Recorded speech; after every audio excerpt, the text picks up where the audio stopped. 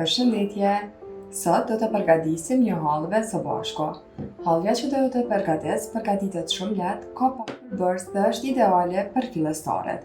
Krejt çka na duhet për këtë hallëve janë sheqeri, gjalpi ose margarina, vaji, uji dhe mielli.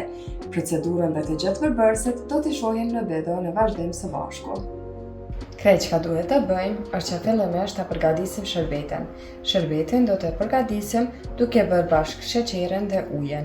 Këto do i shtojmë në total 2 gota sheqer. Gota që unë do të përdori i ka 200 ml, pra 2 gota sheqer, 2 gota ujë nga 200 ml. I shtojmë edhe gotën e dytë.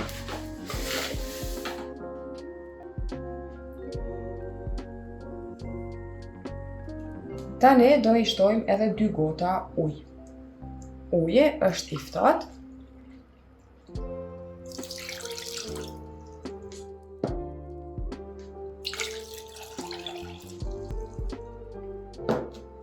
Me një tel kuzhine do të përziejmë sheqerin me ujë dhe do ta vendosim mbi zjarr. Nuk do e lëm që të vlojë, do ta lëm vetëm derisa të shohim me sy që sheqeri është shkrirë totalisht.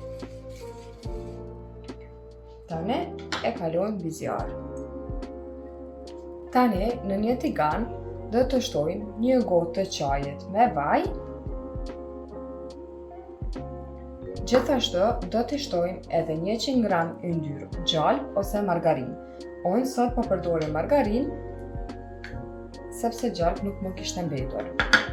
Gjalpin dhe vajin e vendosim mbi zjarr në temperaturë të ulët dhe presim derisa gjalpi të shkrihet komplet. Derisa margarina të shkrihet, e shohim që edhe shërbeti është gati.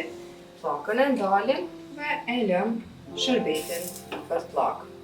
Përziej margarinën derisa të shkrihet komplet.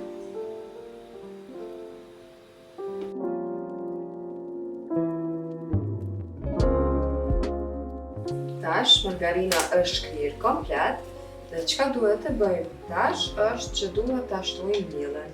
Unë që ju tregova i kam 2 gota me miell, gota është 200 ml.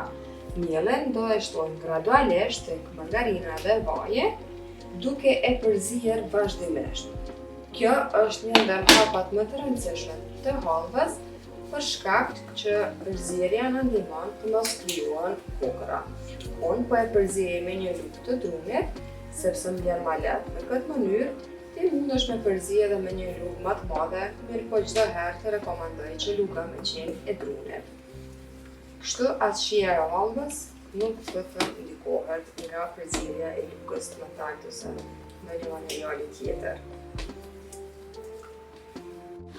Sigurohemi që miellin e shtypim mirë. Si dëshirojmë që ta kemi një super hallëve. Mos harrojmë që përzierja e miellit me vaj dhe me margarinë bëhet në temperaturë të mesme, sepse mielli nuk duhet të djegët. Shtojmë edhe pjesën tjetër të miellit.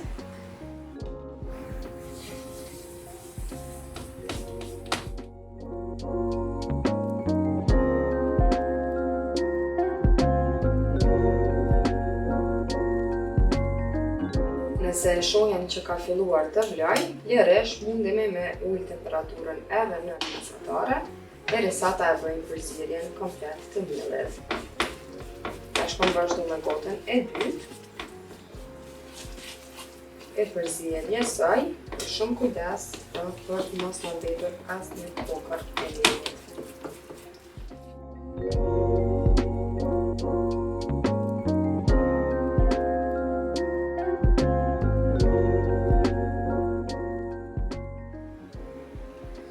Shtojmë edhe pjesën tjetër të miellit.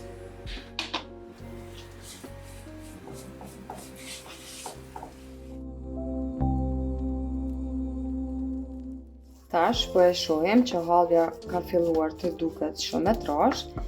Ne vazhdojmë që ta shtypim vazhdimisht kështu me lugë, sepse sapo të filloj të ngrohet, do e shohim që sipër prap do të na ndalë yndyrra sipër, gjë që na ndihmon që hallvja ta marrë ngjyrën e duhur dhe pjekja e miellit të bëhet në mënyrë të ngadaltë dhe perfekte.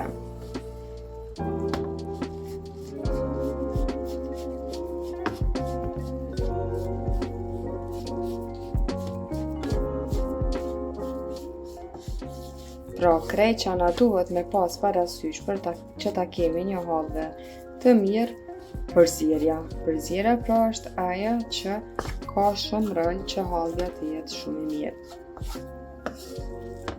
Në ndërkohë sa e përzijejmë, na duket që kur nuk ka me marrë ngjyrën që na pedojnë, mirë po, kjo është procedura dhe do ta shohim që sapo të filloj të skuqet, atëherë skuqja do të bëhet në kohë më të shkurtër, sepse mielli veç fillon të pjeket.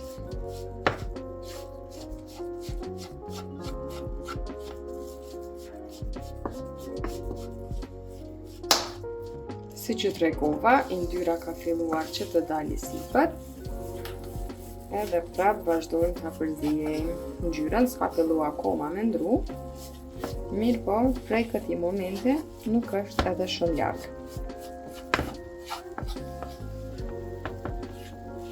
Sigurohemi që gjatë përzierjes ta përzijem total krejt masën. Do të thonë të vazhdojmë me rand, duke e përzier të gjithë masën. Mos ta përzijim vetëm një pjesë, por komplet masën që e kemi në tigan. Hallvja tash veç ka fillu me ndru ngjyrën, edhe po e shohim që masa ka fillu të hollohet e të bëhet ashtu më e shkreft. Tash e presim duke e përzier derisa ta ndroj komplet ngjyrën, pastaj vazhdojna edhe me shërbet.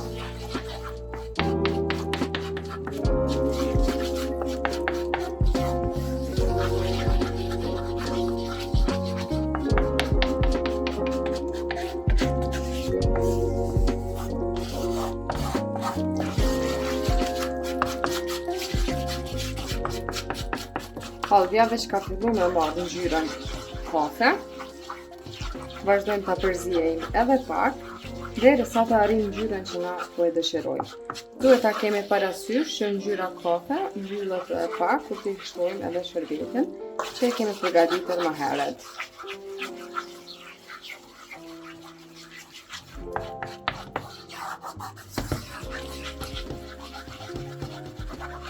Hallvën e kemi pothuajse në përfundim, mund ta shihni edhe ngjyrën që e ka ndru, tashmë ka filluar ta liroj edhe aromën. Atë aromën tamam hallvën.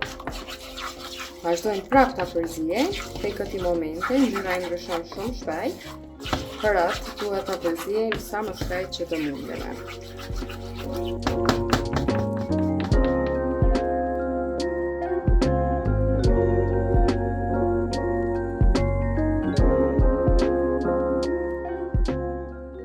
Hallvja tash e ka marrë ngjyrën që po dëshirojmë dhe vazhdojmë t'i hedhim shërbetin që e kemi përgatitur. Edhe shërbetin ja shtojmë gradualisht duke e përzier.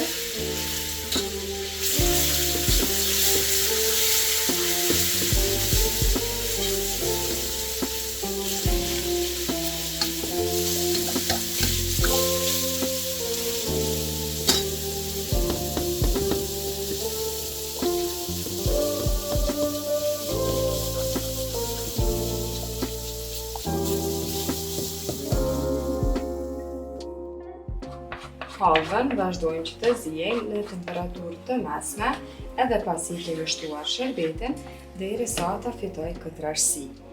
Nëse e shohim që pasi kemi shtuar shërbetin prapë i bërë kokra, atëherë vazhdojmë të përzijejmë me lugë derisa të fitojmë një masë të lëmuar dhe pa asnjë kokër. Kështu duhet të duket në fund tekstura e hallvës.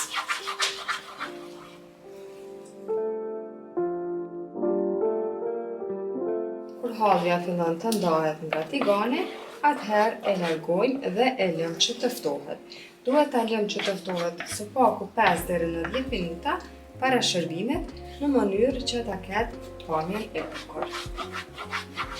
Pamja është gati, kështu po duket, do thonë po ndahet komplet prej tiganit, që na tregon që hamën e kemi pjekur mjaftueshëm edhe na ka dalë